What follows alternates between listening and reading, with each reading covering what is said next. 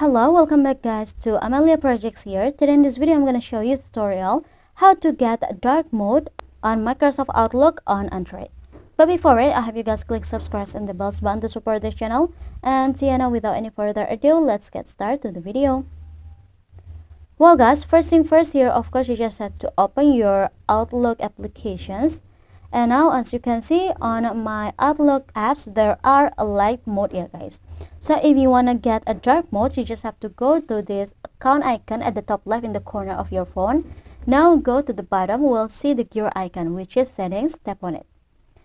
And after in the settings page, you just have to scroll down a little until you'll find out here the display and appearance, just tap on it. We'll see here the dark mode yeah guys, and as you can see I use the system which is on my phone. If there I use the light mode on this Outlook will adjusting, and also if I use the dark mode on my phone. But here if you wanna get the dark mode only on Microsoft Outlook application, just go to this dark options, just tap on it, and to save it you just have to go back, it will save automatically. So yeah, I think it's enough from me guys. Thank you guys for watching this video. Don't forget to leave your like and comments below, and I'll see you soon on the next one. Goodbye.